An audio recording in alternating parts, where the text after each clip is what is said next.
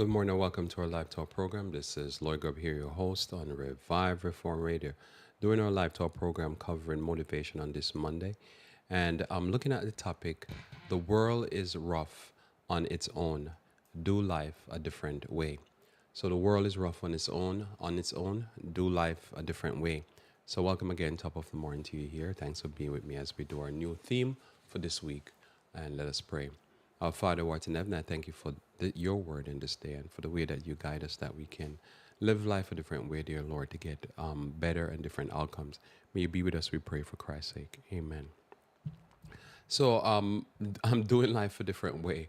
So this world is rough on those who live by it and believe in it, and that's their own. That's what the world. That's who the world claim.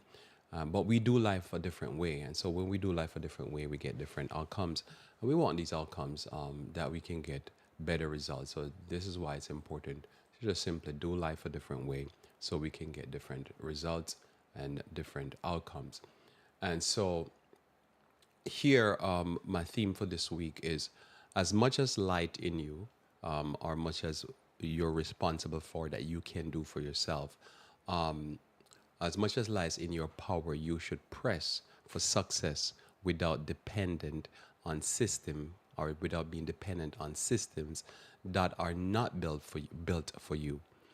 They are there as a means to an end and something sometimes best ignore. So I'm gonna flesh it out this week with you here. We're gonna do this with this week. So as much as lies in your power, you should press for success without depending upon systems that are not built for you. The systems of the world are not built for you. They're built for the citizens of the world. People believe in their systems.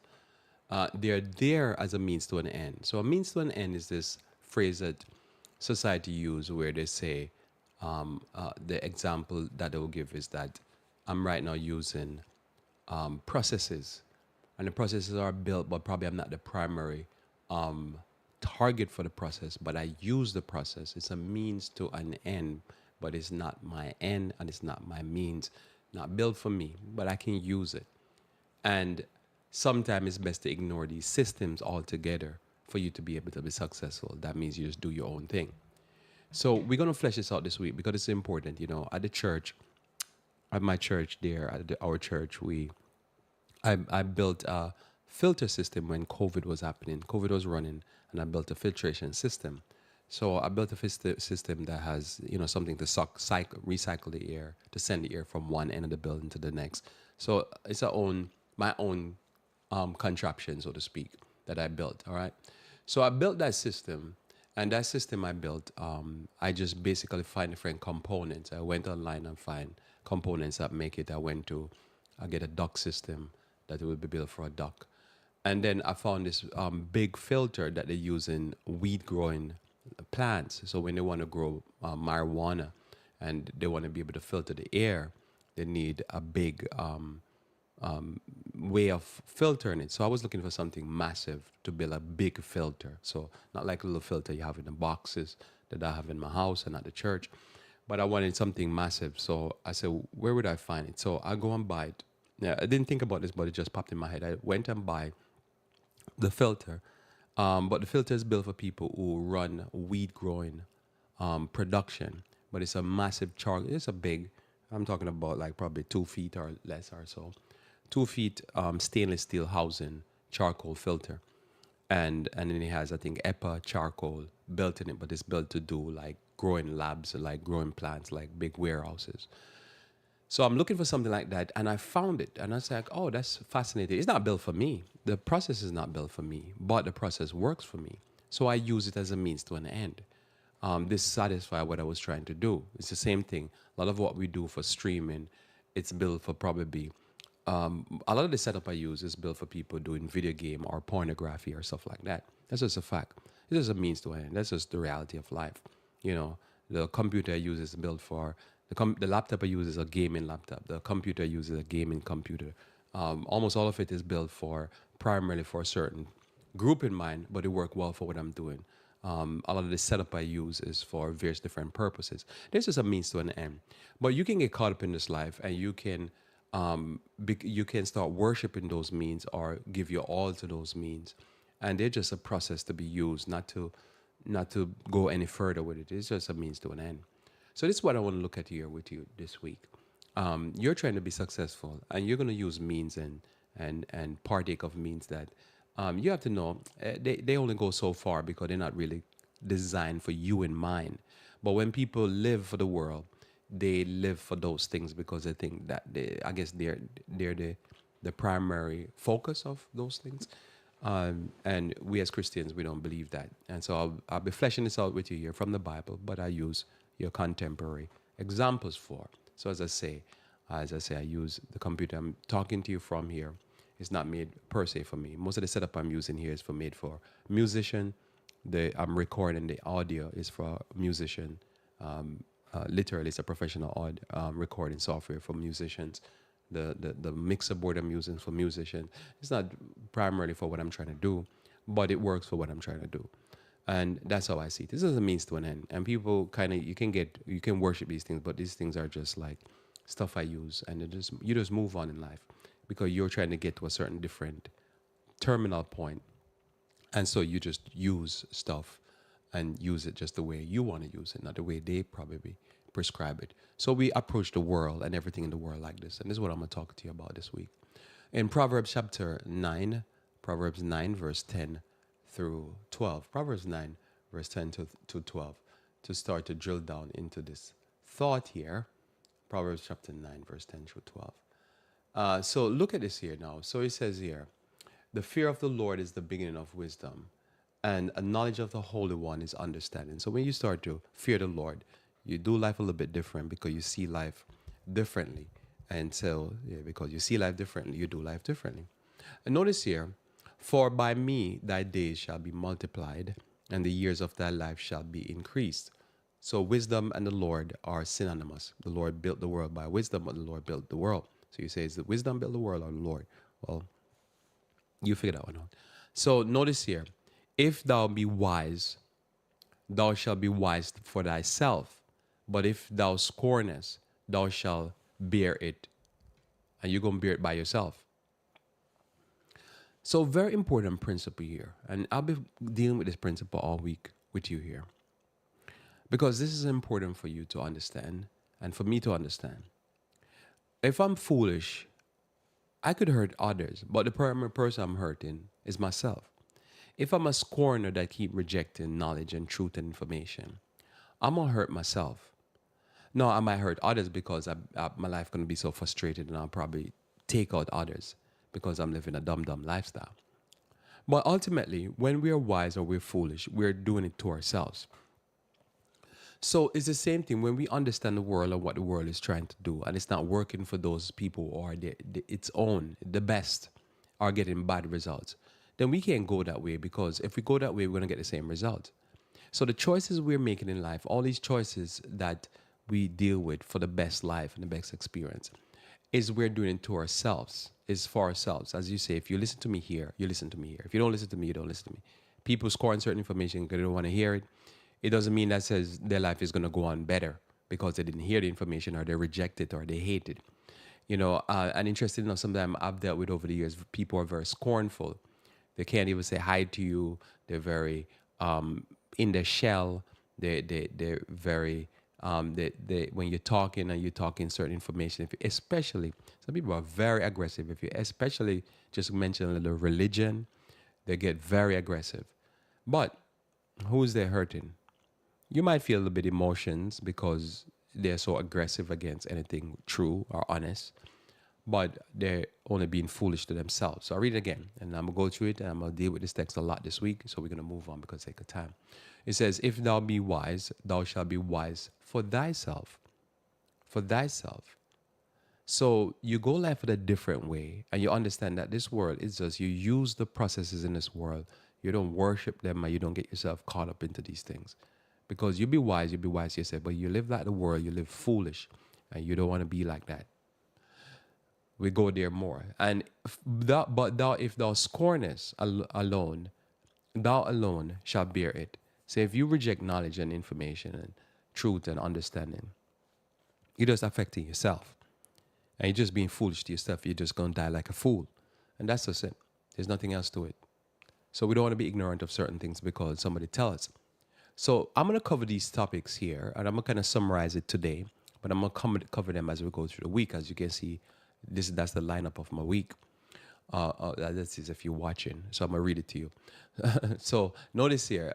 So I'm going to look at education, spiritual and moral understanding, health, finance, financial health, and then lifestyle choices to close off. So notice in education, we apply the same principle.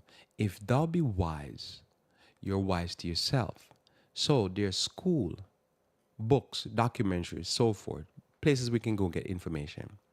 If you use them as a means to an end, because remember, the teacher is there, they're getting paid if you're in school. And if you go to school and you make the best of the system, you're just making the best of it. It's a means to an end for your success. The terminal point or the main aim is for you to be successful. So you're using it to your advantage, so to speak. You're using it to your advantage, right?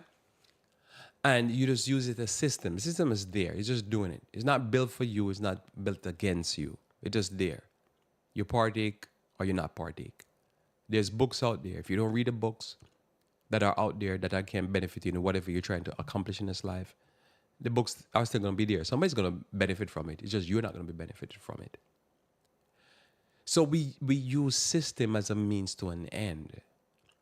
But those systems, they're not necessarily primary for us and for our purpose and what we're trying to do, because you have to know what you're trying to do and what you're trying to accomplish. And you have to work on that. But what I'm trying to accomplish might be different. So I might use the system differently from the way you use a system. But you must have a plan and have a plan as to how you're going to succeed and how this is going to work. And when you read a book, when you go to school, when you watch a documentary, the person even produce it might serve another purpose. But let's say you have to eat the watermelon and then spit out the seed. And then some people say, well, Lord, the seed have nutrients in it. So I say, okay, eat the seed also, chew it up. But the purpose is, what are you trying to accomplish with it? So in education, which I'm going to kind of touch on, but there's a certain education you must get, and we'll deal with that. Your purpose is that you must understand what the world is. What is it trying to produce? In other words, the schooling is supposed to produce a certain child or a certain outcome by 18 or by 20-something when a person finishes college. So to create a citizen, what those who built the school want. But if your aim is not to develop that way, and you shouldn't be as a Christian, then it's just there for a means to an end. Their end is not your end. Their process is not your process, and your outcome should not be what they want your outcome to be. You want a different outcome. So you just use it and you move on. But you don't think, well, what they want is what I'm supposed to produce in myself, because their solutions are not creating the best citizens. So why would you want to go down their road? So the education is just there as a means to an end and to give you a result. I'll deal with that in a second. I'll talk quickly about spiritual, moral understanding. Mainline churches and mainline pastors and stuff like that might not have the same aim that God wants for your life. And don't. Most of them don't. So you have to know what God's aim for your life, ultimately to be saved in the kingdom, ultimately to be a Christian, ultimately to live by every word that proceeded out of his mouth and to do unto others as you like them to do unto you. That's God's aim for your life. But when you deal with churches don't have that aim for what you would have or what God would have for your life. So it's just a means to an end. It's just, you just use it as a system, but you don't bury yourself and sell yourself off for the system, because the system has no value, real value. I think about it. People who are trained in an educational system and trained even a church system will go on a war to people they have no beef with, who are being oppressed by the same system oppressing them in their country.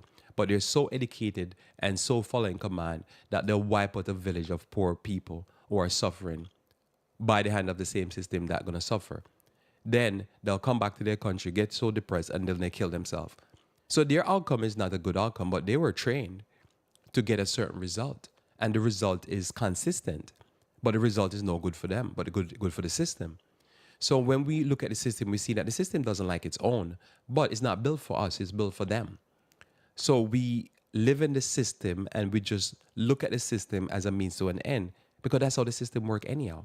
The system uses people and abuse them and then basically treat them as refuse, whatever you call that word.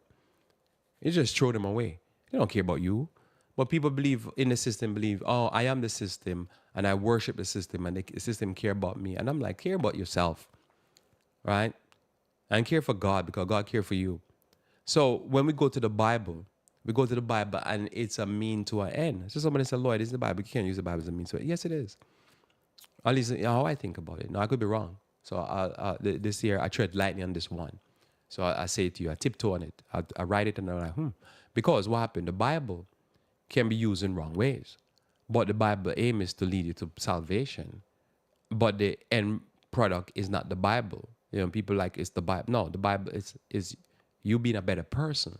You being saved in the kingdom. That's the aim of the Bible. But people be like, don't understand the process of the Bible. So I move on. Prayer. You're praying so that you can communicate to God. You can develop spiritual disciplines and stuff like that. Sermons. You hear me talking here. You use this as a means to an end. Your end product might not be my end product or terminal point, but I'm trying to drop some knowledge so that you can use this knowledge and further runs your life. But my life goal and your life goal is not the same. You got to listen to me and, as I say, eat the watermelon and spit out the seed. I don't know what your life goals are. You're moving in a different direction. You have a different family, different life setup, country, state, wherever your situation is. So what it is, it's a means to an end. You're trying to use the processes in life to get to a certain terminal point, whatever that terminal point is. But you don't get caught up into certain things and notice that, like, again, why do I say this? Because you could be in a situation, right? And you listen to a preacher, and the preacher is leading you in the right path. Just keep it in the positive. And then the preacher fall off. Does that mean that you fall off also? No, because you're not in that path. Your path is that say you're going to succeed, even if those who even taught you fail. Keep moving. Health. So you exercise for yourself. Notice the Bible, I'll say it again, Proverbs 9, verse 12. If thou be wise, thou shalt be wise to thyself. So notice here, I can exercise for you, and you can exercise for me. Now, I can exercise and tell you that exercise is good, and it can benefit you. Yes, I get that. But no matter how much I tell you it benefits you, or it's beneficial, I cannot exercise for you, and you cannot exercise for me. The same way you cannot believe and be moral for me, and the same way I can't be moral for you. I can teach, but you still have to make that choice. I can't educate you beyond a certain point. Just like a teacher can educate you, but you have to receive that. Because if a teacher is educating you and you're scornful, you're going to be scornful to your own self and you're going to suffer. As the Bible says, you're going to bear that. So it's the same thing when it comes on to health, and I'll drill down that with this on Wednesday. A doctor is a means to an end. The doctor can tell you that you have high blood pressure and you need to deal with it. But if you don't deal with it, it mean nothing. The doctor is just there. He can change your outcomes. Doctor can say you have diabetes, you need to start eating less fat and start exercising or whatever. And doctor can tell you that until you're blue in the face. It doesn't matter. You gotta take care of yourself for your own self. As the Bible says, if you be wise, you'll be wise for your own self. The same thing when it comes on to juice and supplement and all that stuff. These are vehicles to get you healthier, but you cannot look at yourself and say, well, I'm doing you a favor and stuff like, are you doing me a favor if you follow some things that I'm advising? Same thing, you go to the hospital. The hospital is not there primarily for you. It's there for the sons of this world. But can you use the hospital? Yes. Does it have use? Very much so, right? Especially in emergency medicine. But remember, the medical system, the system that we are under medically or health-wise, is a system that is very aggressive and very disrespectful when it comes on to anything to do with natural. That's just a fact. So you understand that you just use the system for this because it's not your system. If you follow them, you're not going to get the best results. and those who are following it are dropping dead like flies. So again, you just use the system for what it is. You see the system for what it is. You understand that that's not my system, and that system, it has purpose, it has value, but the value it has only goes so far. And those that are the sons and daughters of the system, they're suffering terrible from the system. So we don't follow that system. So as I say, is the pharmaceutical system has value? Of course, I really believe it has value, especially as I say in emergency medicine. But beyond that, they think if somebody like myself who believe in herbs and believe in supplemented natural living and exercise, they believe I'm weird, you know what I'm saying, and I'm some type of fanatic. And they're aggressive against people like myself. So you understand, we have two different terminal point. When you're in a corporate church system, you understand they're not into morality and spirituality. None of them. I mean, probably that's an overstatement. There's probably a handful of people into morality and spirituality, but most of them they're into doctrines and whatever. That system is not for us, not for the righteous. So you just use that system for whatever it can give, and beyond that, it's sometimes it's even worth ignoring that system, because those systems are not built for that. It's just not built for the righteous. It's more a worldly system that's more corporatized and is nationalistic, and they serve the system. They serve the world. And the same thing with the education. You go to a university school, they're going to try to teach you about evolution, and they're not. That's not our system. We don't believe that we evolve. We don't believe that we're inferior. We're all God's children, subject to sin and failure, and need to overcome. But is that their system? No, that's not their system. They're trying to produce, superstars and athletes, and that's not our system. So our success is not based upon a system. So again, if you be wise, you wise to yourself. As I say, I can't be healthy for you, and you can't be healthy for me. Your financial health. Again, the system of the world is a more capitalistic, pillaging system. It's a system that goes to war for oil and stuff like that. Are you in the world? Yeah, but you're not part of that system. You understand the system. You understand how the system is built. It's built upon a lot of time destruction of people's economy and stuff like that, and embargoes and stuff like that. So somebody say, yeah, but you're in the world, but you're not off the world. You have a different mindset. So when it comes on to books, you read them. You read a book and spit out the seeds. Investment vehicles, you use them, but you understand you have to have the sort of criteria of how you use them. Your job, the company, when you drop dead, the company is going to put somebody else in a seat and replace you, and then move on. They don't care about you, so you have to care about yourself. You have to look out for yourself. You have to go the extra mile, because that's what Christ says, with your careers and your jobs. But you understand the system is it just eats its own. And when you see people get eaten, you take note and says, sometimes it's good to take your health, go on vacation, invest your money in other vehicles other than your job. Don't make that become your pension, and your retirement becomes solely dependent upon that job. Why? Because they're doing their thing, and they'll eat you when it's time to eat you, and sell you out when it's time to sell you out. Does that mean you don't go the extra mile? No, Christ tells us as Christians, we go the extra mile. But we understand this world is controlled by Satan.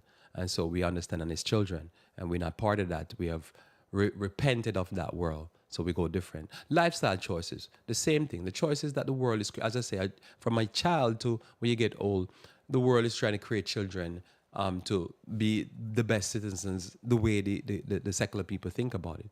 We don't go down that road. So again, we have to have discernment. We have to have wisdom. We learn from experience, and we make choices from that. They do life differently, and they just get clobbered. Just filled with drugs and all kind of STDs and weird diseases and stuff like that. And we try to go differently.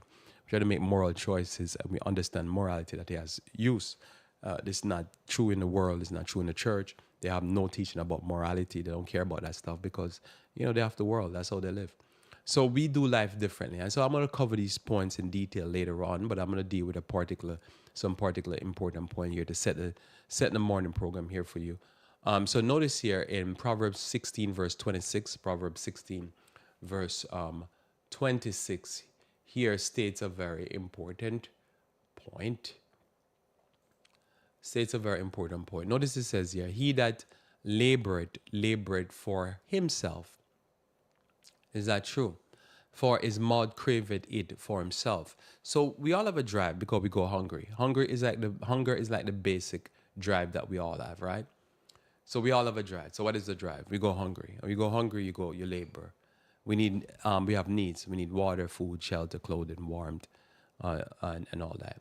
And so what we do, we labor for those things, and then we labor, we have it. The drive is actually natural.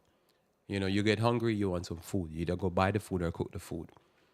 So you have a stomach that I don't have, and I have a stomach that you don't have. I feel hunger pains that you don't feel, but you feel hunger pain also. So we have common needs. And I know your common need, but you have to take care of your need. And I'm just here to teach something, and it's a means to an end, but your end is that you still have to fill your belly. And the process that you do, you have to do it for yourself. So as I say, when you learn or you read a book, you can tell me about what's in the book, but then that's you educating me, passing information on. But unless I read a book, I cannot get it, or you tell me what's in the book. So you do for yourself. Your hunger, you feeding yourself, you clothing yourself, that's for you. You take care of yourself. So your success is still depend upon you. You know, I'm gonna buggle the statement here, but I think it was one of our founding fathers, no, one of the presidents, I think JFK or RFK, I think it's JFK, said that you shouldn't worry about what your country should do for you. You should worry about what you could do for your country. I'm gonna say you should do for your country, and do for yourself, and do for others, and do for whatever. But remember, you have to do. It's on you. It's incumbent on you to do. That's the point here. To take care of yourself, to make sure that you're taken care of. And when you do this, then your life will be in a better situation. And you want to be able to have that, and have that in as much as you can do for yourself. And then your life will be better. So I just wanted to see that all the time. So notice here in John chapter 14, verse 16 and 17. John chapter 14, verse 16 and 17.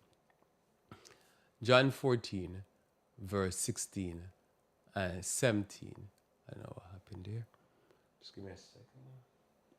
John chapter 14, verse 16 and 17. Okay, still working. So notice it says here, I will pray the Father, and he will give you another comforter, that he may abide with you forever. Even a spirit of truth, whom the world cannot receive, because it seeth him not, neither knoweth him. But ye know him, for he dwelleth with you, and shall be in you. So notice here, the spirit of truth. So we talk about, things that we can see and things that we can't see. But when you receive the life from the Lord, or salvation, what you do, you sort of come to a point where you start to see the value of truth. The world don't see the value of truth. The world see the value of material possession. The world see the value of being accepted by each other. As I said, it's like a bunch of crazy people, and they're accepting each other. And as long as they endorse each other and applaud each other, they think it's good, because there's strength in numbers, they say. And yet the Bible teaches that, there's actually an idea that no scripture is of private interpretation. But still, truth doesn't have any value to them. And they will endorse each other, and they will live to make sure that people can accept them in the world amongst themselves. And when you live like this, I guess as I said, there's value in other people endorsing what you believe. But this can be a very negative thing, because this goes often against truth. And this goes against truth in a way. So when you're in this world is rough on its own, much as you. But there's somebody will be going down. I've known so many people, they're going down, but they're going down looking acceptable to the world. You see? So when you're trying to do life differently, as I say, if you're trying to do natural health, as an example, and you're going to do some things that people might think in the world, the average person in the world would think that's extreme. And you've seen them getting reamed out by cancer, and you say, man, that's extreme. That's extreme. But for them, they'd be like, yeah, but, I don't want to do something, what you do? You go into the bush, and you're grabbing weeds and stuff like that, and barks, and you're going to cook it in a pot and drink it? No, I get my stuff from people in white coats that are the brightest minds on the earth. And this is sterilized, and it is being spun and genetically engineered and all this type of stuff. And you say, yeah, but you look weird. You're taking that stuff, you look sick. You see, but that's how the world works. So the truth doesn't matter. What matters is if you look good. Yeah, I mean, sometimes it's not look good to look like a clown, but I'm just saying, You see, that's how the world works. But we don't work like that. We understand that success is of a different pattern. So I say here first, we receive of the Spirit, and we receive of the Spirit, we receive the Spirit of truth. Truth become important. Truth is of value to us. And we see that, say, if you speak the truth and people don't like the truth, it's because they don't have the Spirit of truth. They can't see it. They don't see the value of it. But we see the value of it. We see the value of wisdom. We see the value of living life where life is balanced. And then we don't accept things that they accept because they're sitting ducks for being deceived all the time. Luke chapter 12, verse 29 through 31. Luke chapter 12, verse 39 through 31. Notice here, seek not ye that what, sorry, and seek not ye what ye shall eat or what ye shall drink, neither be ye of doubtful mind. For all these things do the nations of the world seek after. And your Father knoweth that ye have need of these things, but rather ye that, but rather seek ye the kingdom of God, and all these things shall be added unto you. You would think I've read this text so much time that the ye in it will not trip me up as much, but this is fascinating. So notice here, Christ here saying, I'm gonna say it probably off my head in English. So Christ says that it's important that you understand, you have to eat, you have to drink. These things are just part of life. But this is what the Gentile live for. Their focal point in life is they think that this is the only purpose of life. And so this is how they're going through life because that's their mindset. They don't receive the Spirit of truth, so their mindset is, oh, this is the only value to life. There's not a value. And the Bible says, God says, I'm the one that created your stomach. I'm the one that created your taste bud, your mouth, the brain. I'm the one that created the foods. I know you have needs of these things. But he's saying there's something else is of value that will make you get these things, but these things does become your focal point. So that you're not controlled by food. And you're not controlled by clothing. You're not controlled by these things and live for these things. But doesn't mean that you're not going to have clothing. No. It's just saying it's a different, you're looking at the world, you're looking at it, as I said, there are means to an end. But at a focal point of life, there's greater value in life. There's other things that are of value in life. And you go after those things. But a person who only focal point is these things, when they lose these things or these things backfire on them, then life can become very depressing. So do I need food? Yeah. But food now, I start to see food in a more complex way. What do I mean? I look at food as not just energy and not just something for taste because it tastes good. But I look at food now as from a nutritional profile, from a healing profile. I see greater value in the food than just, oh, that thing looks good. So I start to even approach food as a means to an end. But somebody said, no, food is for enjoyment. Yeah, you can have food that's very enjoyable, but it actually not going to kill you. And then I see food also that can be weaponized. So I view certain things like certain genetical engineering as not advancement of humanity because they're evolving, because that's what they tell us, but as something that can be used as dangerous. You know, sometimes I find it fascinating. I remember when I was young, I heard about this thing called grower that makes chicken grow fast. And they'll take a chicken that probably, I don't know, I think it's like six months to grow, to kill. And they'll make it grow in 6 weeks. I can't remember if that's right. Probably I'm wrong. Something along that line. They speed up the process. And some people think that's great because what happened? Their focal point of life is just to fill up their belly. But they're not thinking, wait a second. Then you can hear about people coming out with certain tumors. And the person got diagnosed that they have cancer. And then within a month, 2, 3 months, they're dead. You'll be like, what in the world? The cancer grew like those chickens. Then you hear these young kids having leukemia, and leukemia is almost always sourced from chicken. And you say, what in the world is going on?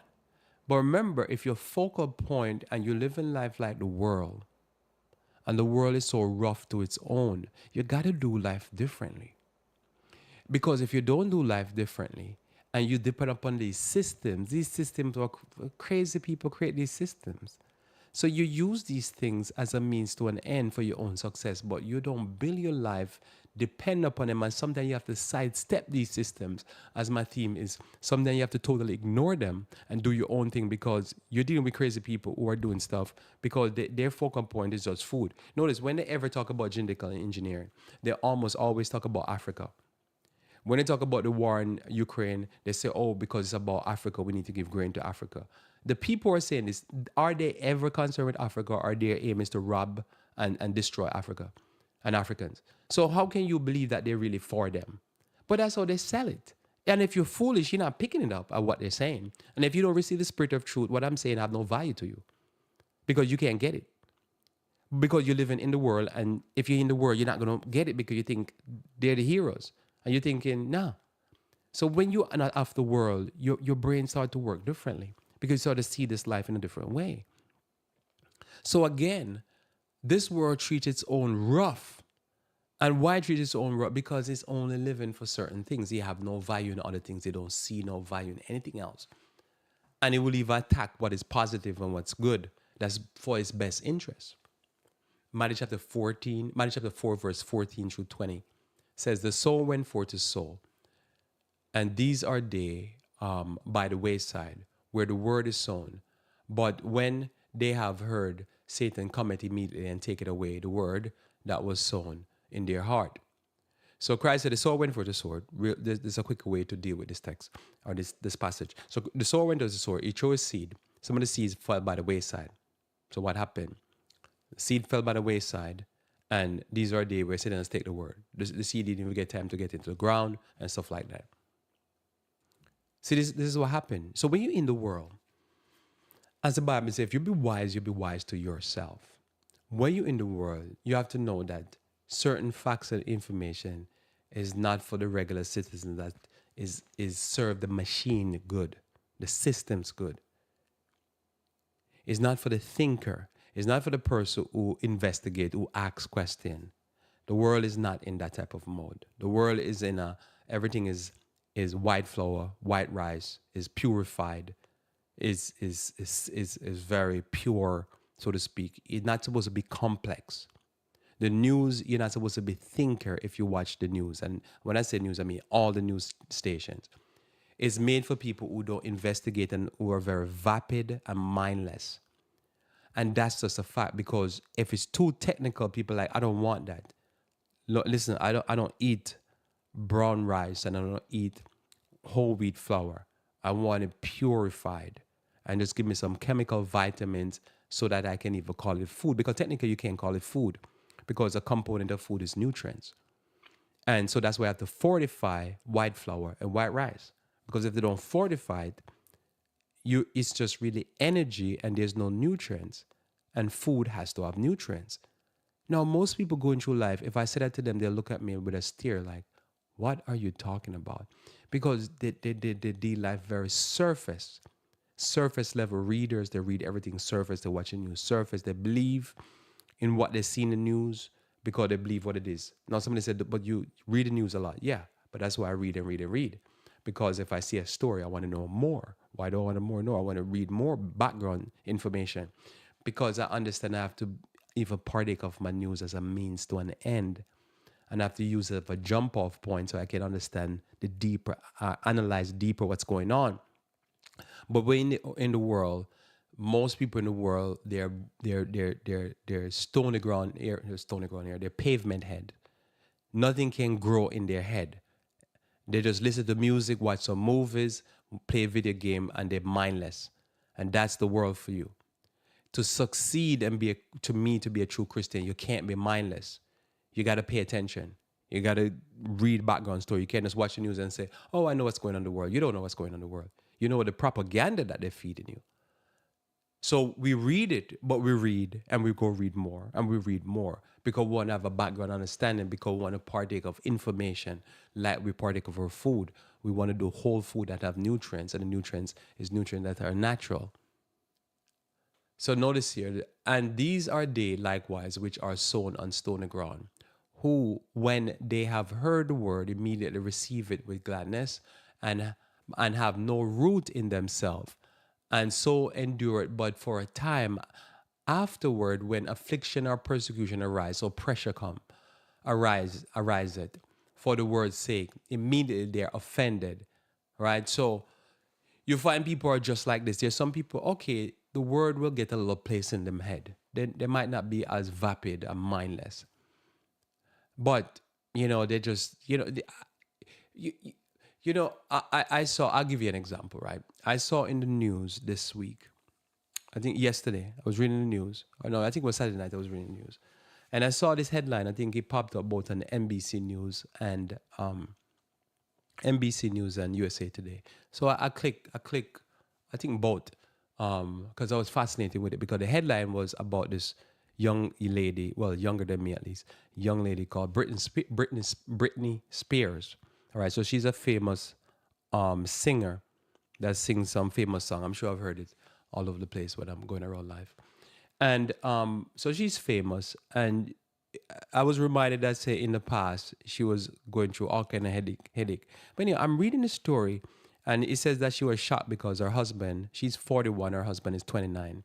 She was going with him for 6 years. They got married, and a year later they tried to get a child. The article say, and the child, she miscarriage, and she told, I think she had two other kids, and just a lot of drama that's been in the news. Anyhow, so I'm reading it, and it says that she was shocked that the guy was divorcing her, but they're saying that in the past he had to put in a uterine device to stop her from getting pregnant, and she had to she was in a conservatory or conservatorship or something like that, and that they had to, she had to go to the court for the court to get the doctor to remove the thing from her or uterus.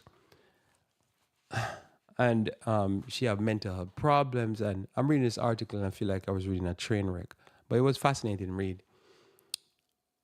And this was not the source of this talk I'm doing here, but this became a very important thought in my mind about she is the world. You don't get she would to me represent a child of the world. She is the world. She's what everybody in the secular world want to be. But here's a person that I'm thinking about. Like I say, she would probably be, I don't know if she have a pavement head or have a stony ground head, but that head would be the perfect head for being mindless, in my mind. For this, my observation of people like herself. Just music, music, music. She's just a machine for music and for fun and games. And that head has to be like, imagine. And so just imagine like it's gonna be so vapid that you can't even control what goes up your uterus. That you have to go to a court and the court has to order the thing up your uterus or order the thing out your uterus, and because you're so mindless. But but is the world kind to her? I mean, you judge. Do you think you judge me on this? Because that's just my thing. When I read the roller coaster of an article, and I would say people like her, Michael Jackson, Prince, those people, they are the world. When they say we are the world, they're the world, right? And they're the people of the world. And the people of the world follow them and want their results. And I'm thinking, is this a good result? Are this really a good result? This is why people run down the world and aggressive against God and aggressive against anything Bible and moral and decent. You know what I'm saying? It's like you have to go to the doctor to have them put something up your vagina. I mean, this and to get it out. I mean, not doctor. So the doctor is just taking a command of. I mean, what is this thing? But it's a good entertainment, I guess. It has no other value because the brain is a pavement head. So the word of God, man, that would be too complex. What I'm talking about, hey, listen, take herbs. What are you talking about? Think, what? And I've lived literary worship with people that was living just like her, not too much different, and they were actually Christians, just very mindless and vapid. So notice here, and verse 18 says, "And these are they which are sown among thorns, such as hear the word, and the cares of this life and the deceitfulness of riches and the lust of other things enter in and choke the word," like the word. Oh man, I can't breathe. Choke the word, and it become unfruitful. So you see what's going on there. Same thing again. See what's happening. See, the word of God has to have value to us. And we have to see that the people who are the children of the world, its own, are just having a rough time. And so we want a better time. We have to go life a different way. We have to understand that. So when we read a book, it is good for us. When we eat healthy, it's good for us because the systems of this world is made to do things that are nuts and to do things to its own that are brutal. It's just terrible results. And you're thinking, but they're the best people in the world, and they're just having a bad time. They just get up every day and eat all kind of Frankenstein food. You remember when we were young? There was that talk about this guy called Frankenstein, and he's making this crazy monster. The monster thing turn and eat him. So they make the monsters in school, and the school monsters turn around and eat them. And then they say, why the monsters are eating us? Because you make these people. Notice here, and these are they which are grown in good ground, such as hear the word and receive it and bring forth fruit. Some 30, some 60, and some 100-fold. So we want to be able to bring forth fruit, but we have to see that the world is not the friend of evil, its own, of the children of the world, the best examples that the world have. And if you want to go down that road with that vanilla ice cream, cotton candy lifestyle, if you want to go down the road with that, everything is pure, refined, purified, and the best, and you get the results of the people with the best with the diabetes and high blood pressure and stuff like that, then you can go down that road. But that's not success. That's not working.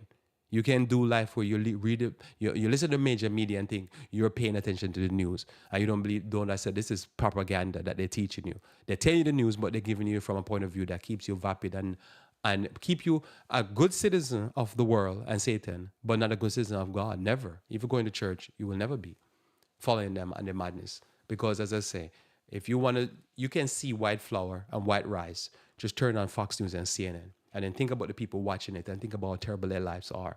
But that's what they want to give you, because I want to give you a lifestyle from a sodomite point of view. I think literally, doesn't CNN emanate from Saddam? That's what, Black Saddam down there in Atlanta. And then Fox News. I don't even know where Fox News come from. Where does it come from? Probably from hell. So this is what it is. You don't even know where they beam from. Probably like Satan is back there as a producer. Mark chapter 8, verse 34 through 37. Mark 8, verse 34 through 37.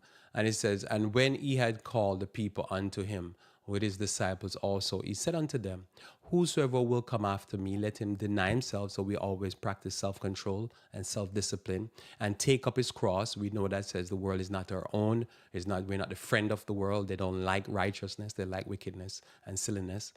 And follow me. So we follow Christ. So we understand Christ is a technical person. Christ is a person that has a brain, is a very deep thinker with deep philosophies that oftentimes even his disciples could not follow. So we go at life like that. And we try to grow and learn and grow and learn and keep growing and learning. The world keep people stupid and making sinful choices because they keep them stupid.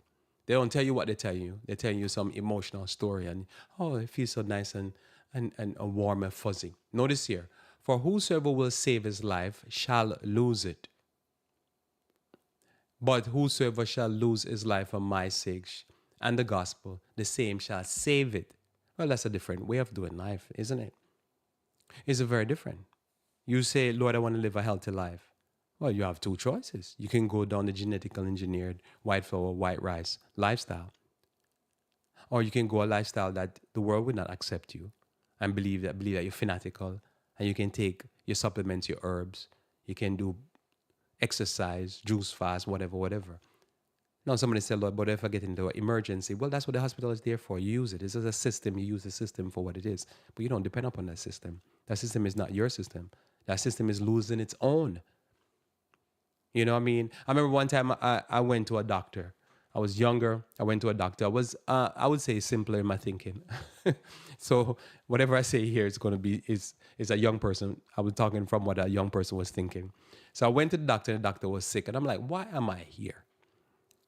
I mean, if he can't even turn up in his office, what am I here? So somebody said, Lord, why would you think like that? Well, I was young, right? I don't understand life properly. I'm thinking, physician, heal yourself.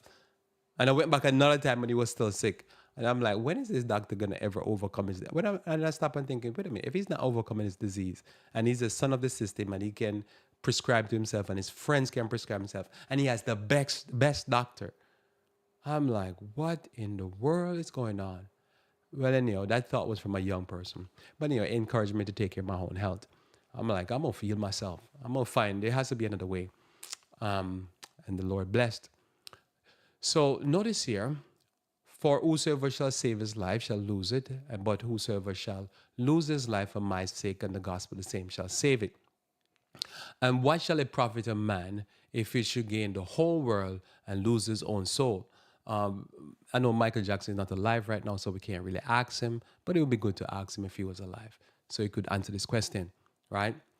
Um, I know George Bush is alive. President George Bush, the former president. I like to ask him, say, what is it like? So he could tell me, right? Same thing with Donald Trump because they gained the whole world. I mean, listen, if anybody have gained the whole world, I think even Trump beat George Bush. And what does it feel like? Because he gained it, right? And he's still alive. So the hope is that say he can find Jesus. Or what shall a man give is in exchange for a soul? And there's some people say, I need a high-rise building. And some people say, I need a boat or a bike. And some people say, I just need some crack. That's what I give in exchange for my soul. Some people say all kind of crazy things. The answer is you shouldn't give nothing for your soul. See, there's a higher purpose and value to life. And so we live for that higher purpose and value. In 1 John chapter 2, verse 15 through 17, it says, love not the world, neither the things that are in the world.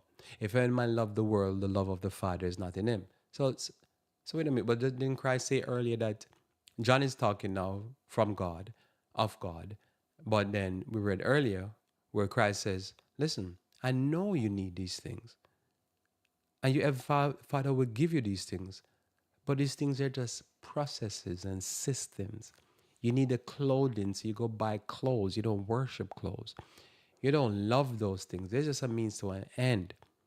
As I say, it's not a source of your salvation. But there's people think that's it going to say, oh, my country's going to save me. Or, oh, my country going to do this for you. Your country going to sell you out. Because there's no such thing as a country. There's such a thing as people living in this contiguous, whatever you call a country. And if you think that they love you, but it's strange. People don't even have family members that love them, and they believe their country love them. I mean, you use the process, and as I say, you go your extra mile, you turn your other cheek for others, but you don't ever fool yourself believing that says they have your best interests at heart, and then they unleash some terrible virus on you by accident or purpose. Who cares? You know. But people believe this stuff, and then they get shocked and depressed because they say the country sell them out. Like, are you aware that we're in a world where people are wicked and sinful? You know, they were talking about Ukraine. I was listening to somebody talking about Ukrainian war, ex-American military, son of the country, so to speak. And he said, listen, this war is the last payout for a lot of people working in the military, because after this war finishes in Ukraine, they have to make as much money because next is retirement, and they have to stock up the money and cash in on this war, and they cashing in on this war. This is a son of the country telling you that, and there's people be like, Lord, no, I don't want to hear that type of stuff. I want to hear vapid stuff. I want to hear news and information like white rice and white flour. No nutrients, and if it's nutrients, it's fortified. Don't put nothing good in there, so I can die quick of cancer, mental cancer. See, this is how they think. But when a son of the country tell you, a true blue-blooded person of the country tell you, say, listen, this is a big cash in, because a lot of these guys, they're going to have to retire after this war because they're aging out, and they're going to retire in Maui, Lahaina soon. So they just have to cash in. And you believe in, I'm here, I'm going to give it all for this world. No, you go the extra mile, you turn your cheek. But beyond that, you understand that this world is not of the Lord, it's of the devil. He says, and the world passeth away, and the lust thereof. But he that, oh no, I skipped one thing here. So for all that is in the world, the lust of the flesh, the lust of the eye, the pride of life, is not of the Father, but is of the world. And the world passeth away, and the lust thereof. But he that doeth the will of God abideth forever. So again, you look at systems and you just say, I use this system for my further end. I'm not trying to be used by the system. The better you get this in your mind, that said, listen, you need clothing, you need food, and that's it. You have criteria for your clothing and food, but you don't worship these systems. In Luke chapter 16, verse 1 through 10, we have this beautiful story here. And it says here, and he said to one of his disciples, unto his disciple, there was a certain rich man which had a steward, and the same was accused of unto him that he had wasted his goods. And he called him and said unto him, how is it that I hear of thee? Give me account of thy stewardship, for thou mayst no longer be steward. Then the steward said unto himself, what shall I do? For my Lord taketh away from me the stewardship. I cannot dig to beg. I am ashamed. I am resolved what to do, that when I'm put out of the stewardship, that they may receive me into their houses. So he called every one of his lord's debtor unto him and said unto the first, how much owest thou? And he goes down and he starts to basically write down their debt, because when he lose a job, they're going to give him that money so he can retire in Maui. So notice here, the Lord of the unjust steward, because he had done wisely. No, the Lord didn't say he had done rightly. He just done wisely. For the children of this world are in their generation wiser than children of God. So that's why you have to not serve the world like that. You have to use it as a process, because they use it as a process. If they know they're retiring, they're going to do what? They're going to take everything they can in an unjust way. They don't care about no country. They tell you, oh, I'm patriotic and whatever. They don't care about the country. This is of the world. These people don't have no soul. And so what happened? Christ said, listen, they're doing the right thing. Notice he says, and I say unto you, make friends of the mammon of unrighteousness, that when ye fail, that they may receive you unto everlasting habitation, which is hell, anyhow. But anyhow, at least they're going to hell, but they're going to hell with good retirement. But he that is faithful in that which is the least is also in the much, and he that is unjust in the least is unjust in the much. So what Christ is saying, at least the people of the world, they just use the world and do it for their best interest. And they know they're going to go to hell anyhow. I don't know, they probably pastors tell them that they're going to pray for them and send them to heaven because he has an in with Jesus. But they use the world for what the world is supposed to be used for. But the children of the Lord, often they're supposed to be planned to go to heaven, and they're unfaithful. And God said, wait a minute, so when you die, you're not going to enjoy the world per se, because you're really halfway in the world, halfway in the church. But at least the secular people, they're fully in the world, and they're planning to go to hell. But they're going to rob and steal and do whatever I have to do, and then, I know Satan going to welcome them in hell. But you in the world, and you're supposed to be not of the world, and you're living like you're worldly, but you're still trying to do church. You have to make up your mind and just understand this world is just, you use it for what a means to an end, but it's not your end. Your end is in glory. There's more I could say on that, but because I'm out of time, I'll just quickly summarize with these last 3 verses to summarize this thing. So the world is rough on its own, because even after they steal the money, they run to Maui, then Maui burn them up, so they don't even get to enjoy that. But anyway, that's a different story. So Proverbs chapter 10, verse 21 says, the lips of the righteous feed many, right? Because you learn for yourself, you can give to others. But fools die for want of wisdom. And a lot of people die because they're just dumb. They love dummy, and they love white rice and white flour when it comes on to information. They're just vapid, no nutrients. Proverbs 19, verse 29 says, judgment are prepared for scorners, and stripes for the back of fools. And that's literally what happened. When somebody, like, I don't want to hear it. People very aggressive. Notice the people have the worst outcomes, and they'll stop shooting themselves in the head and do all kind of crazy stuff and die of some of the weirdest disease. You can't tell them nothing about natural. You can't tell them nothing about being social, because they're blah, blah, blah, blah, blah. Can't tell them nothing about religion. Scornful. And what happened? Judgment are prepared for scorners, and strive for the back of fools. Don't be a fool.